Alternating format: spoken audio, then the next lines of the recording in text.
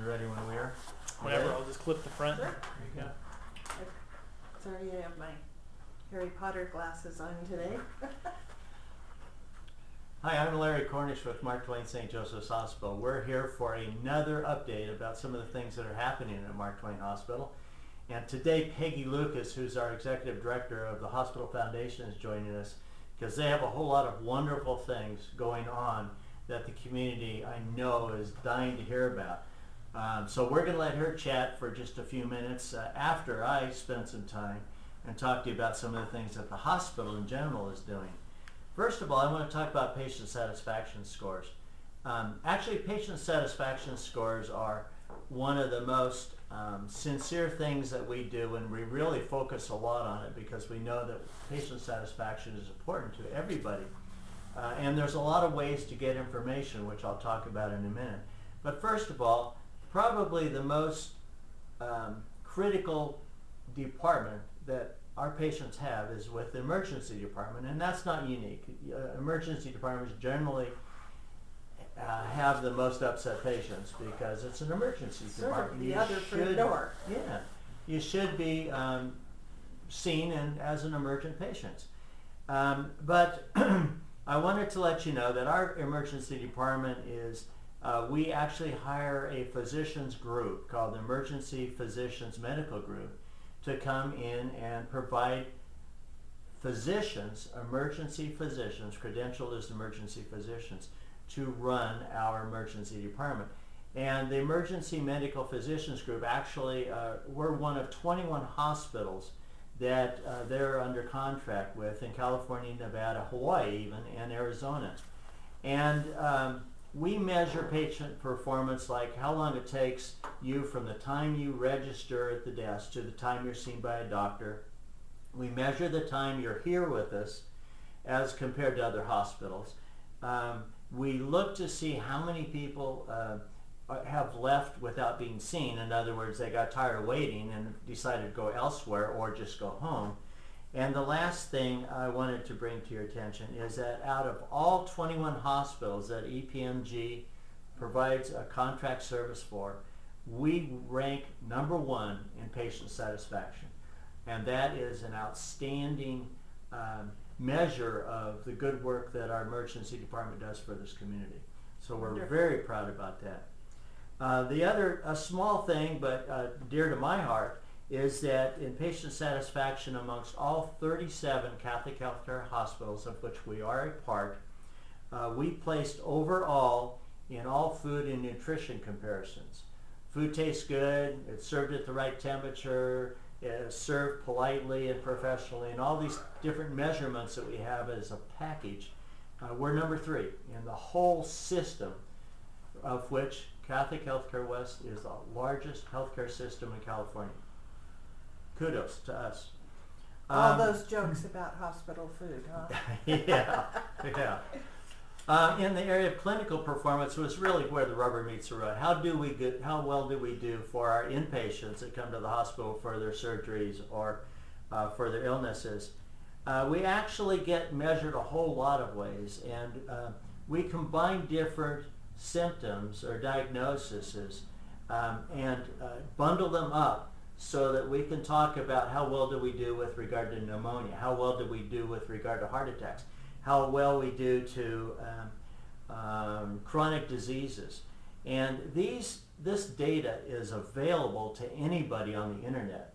There's a number of companies that actually take survey data from all the hospitals nationwide, and they manipulate it, and then they present it to the internet audience so that they can see how hospitals actually fare. And then they can compare to different hospitals. Like if somebody wanted to know, well, if I should ever have pneumonia, which local hospital should I go to? Which one has the best scores? Well, you can go on the internet, compare us to Sonora Regional Medical Center, or you can compare us to Amador, Sutter Amador Hospital, and you'll see how they do and how we do. And you know, you're not going to plan, typically people don't do that just to see how, in case they have a heart attack. But you know, it's good information, and it's a good measure for us. So I wanted to talk just a minute about heart attacks. So we have this bundle of survey information about heart attacks. How long did it take you to see a doctor? How long, when you came through an emergency department? How long did it take before you got an aspirin? How long did it take, or did you get an aspirin on discharge? Did somebody counsel you about about smoking? Because smoking is a no-no for heart attack victims.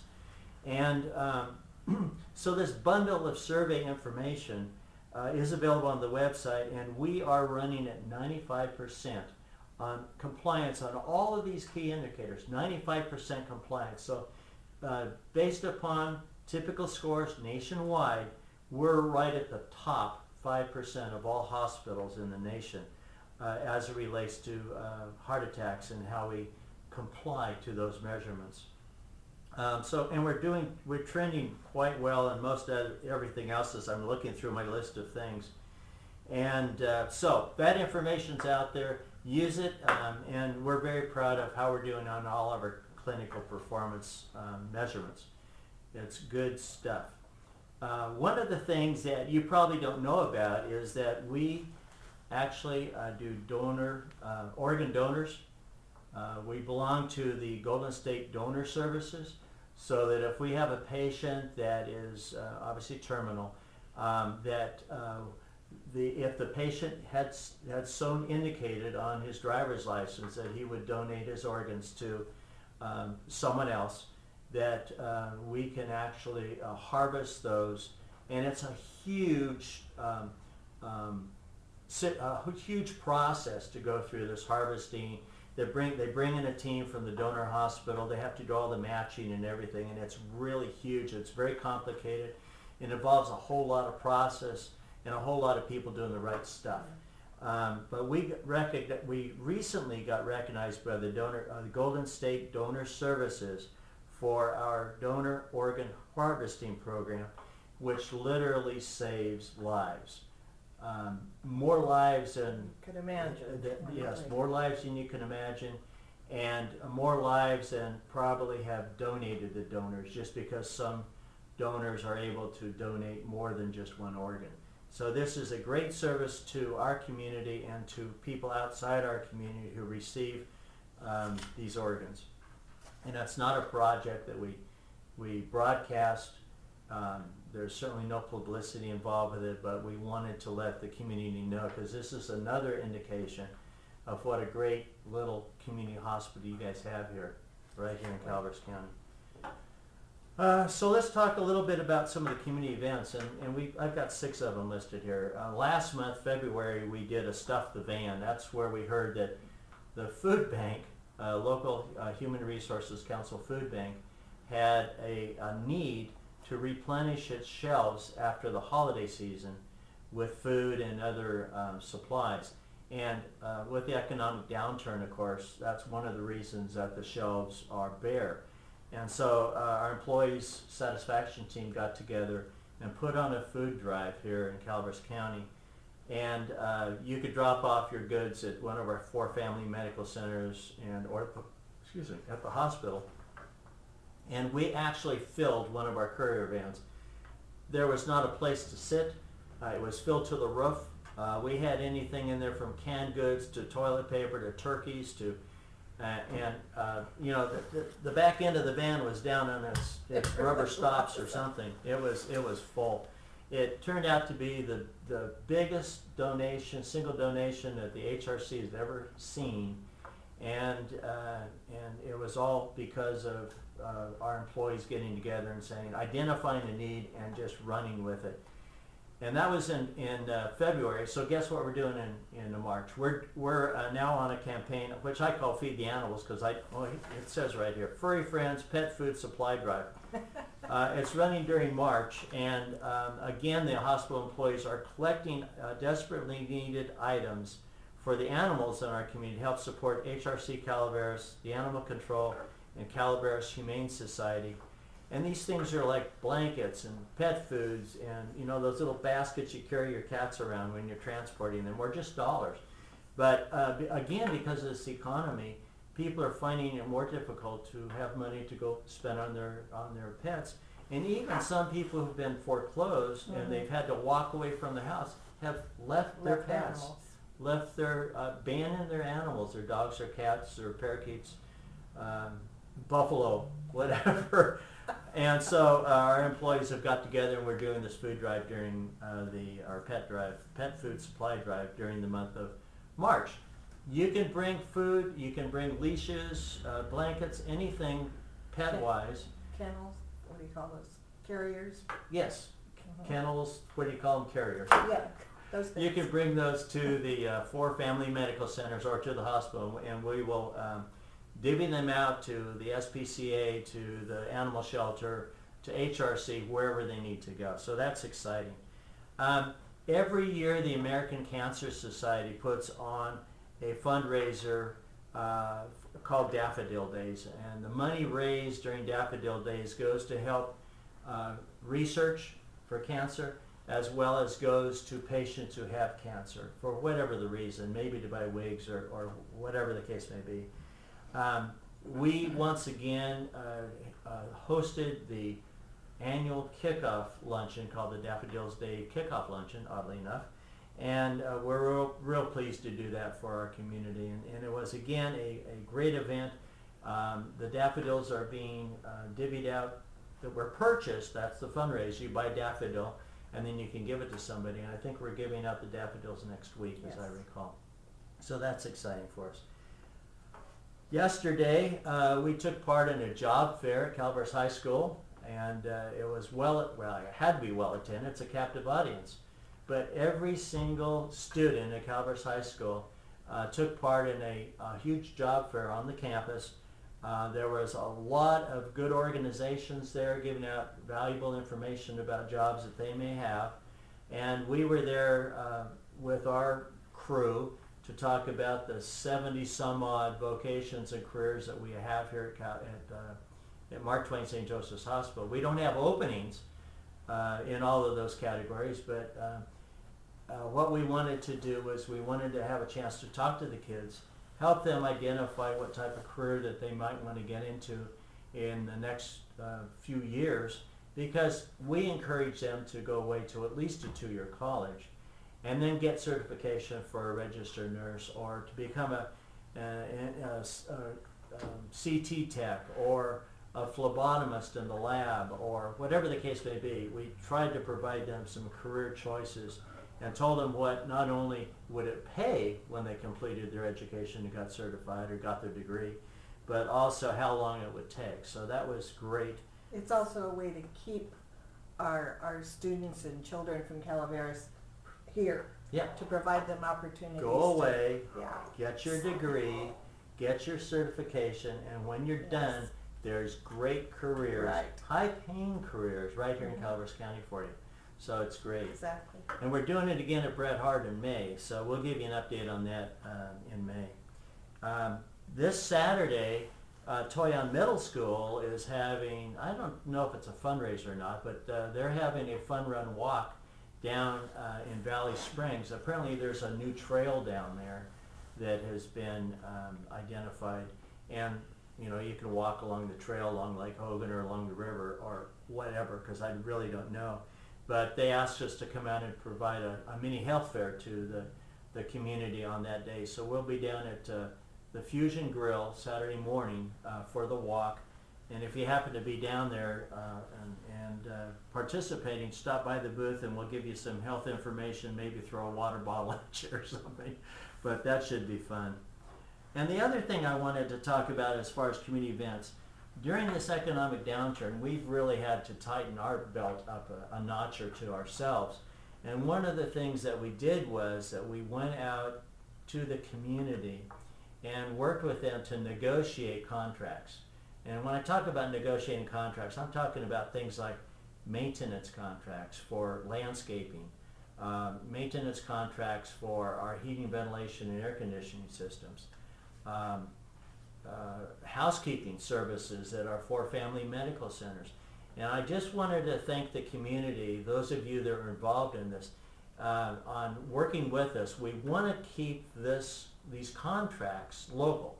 We want to give back to the community, if you will, for the great work that you do. And by and large, everybody stepped up to the plate and negotiated favorably on maintenance contracts with us. And we're real pleased to say that we didn't lose anybody. But we did get some favorable contracts, and everybody seems to be happy. So thank you, community, for working with us on that. And the last item that I want to talk about before I turn it over to Mrs. Lucas is that I want to talk about some physician recruitment activities that we have going on. In the next 6-8 months, you will see somewhere around 5 new physicians joining the medical staff at Mark Twain St. Joseph's Hospital. Roy Sheldon, who does our physician recruitment, has done an admirable job on identifying not just people, but really well-educated, experienced physicians with great recommendations in the areas of internal medicine, 2 family practice. One of them is a female family practice physician, a urologist, and a gastroenterologist who will be coming to your community to provide care to those that are looking for those particular specialties or just looking for a family doctor. And family doctors are at a premium right now.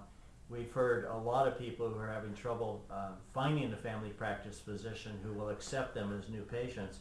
And with the 2 new coming on board, I think that's going to fill a gap that we've been identifying for several years now. And that's kind of what we've been doing here in the last few months. We've been really busy, as you can sense by the intensity of my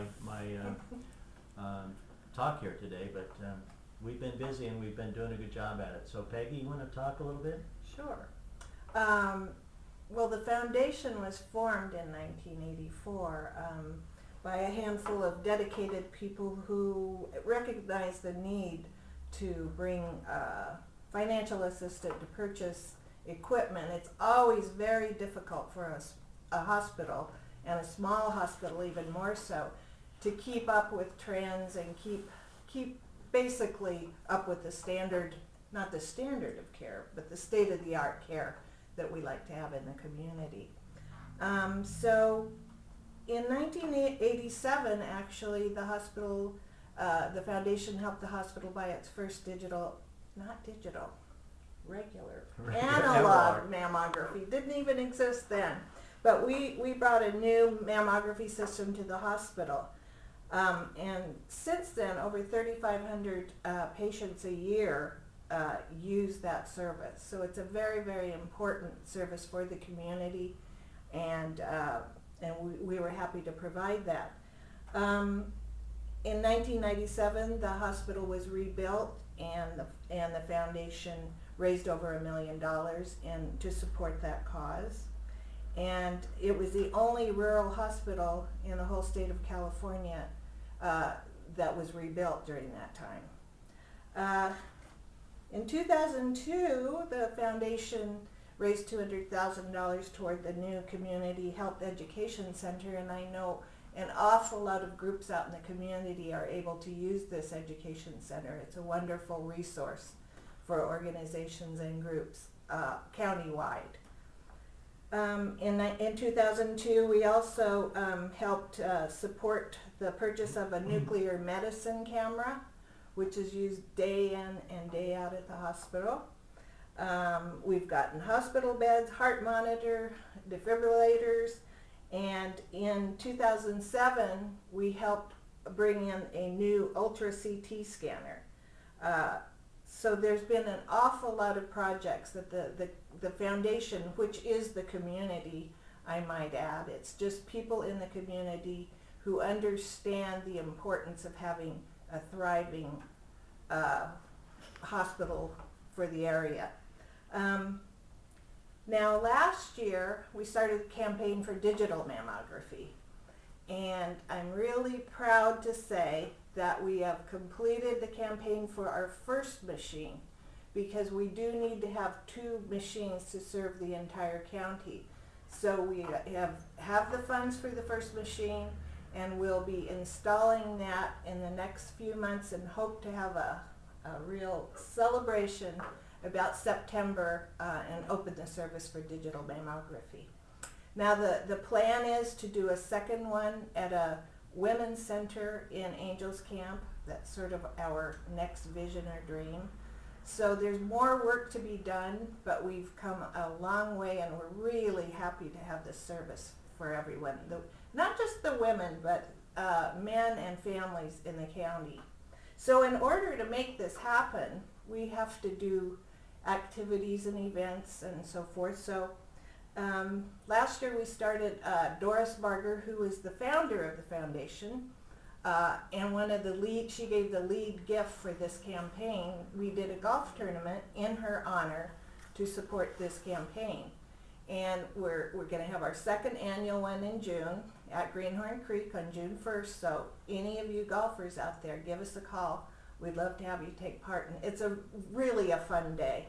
And we're going to sort of, well, I guess share it with the public at Irish Days in Murphy. And Murphy's, we're going to have Mrs. Barger in a pink Thunderbird leading the group.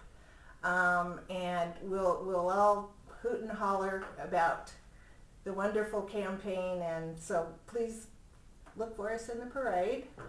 And then in last October, we started a project called Pink in the Night, and we supplied pink lights for all the merchants in Murphy's, and Main Street was lit up on October 1st, and all the merchants had their stores in pink lights for the month of October. A lot of them had little campaigns and gave discounts and, collected money for the campaign. So it's a it's a wonderful event that people really got behind. So we're expanding it, and we're hoping to go to Angels Camp, and the dream is to have the whole county of Calaveras lit up in pink lights. And it shares, it's breast cancer awareness. It's just bringing to the front of mind the importance of, mammograms, of taking care of your health, and it really did, that worked. And we also identified a lot of survivors who have helped with the campaign, so that was just, it's a wonderful event. Now, this happens to be our 25th anniversary. So we're ready in November. We're going to give a gala event. We're planning it now. We're not sure what gala event means quite yet, but November 14th at Ironstone. We'd love to have you join us. If you'd like to help put it on, all the better. So that's sort of what we're up to. Everything successful that's happened has happened because of you, the community, and we thank you for that. Larry, something more to say? No, that's it. Thank you very much, Peggy, for joining us today. We'll have to do this more often. Yeah. There's always so much going on in the foundation. And thank you, Pine Tree, for having us once again. And thank you so much. We'll see you sometime in June or so. Have a good day. Bye-bye.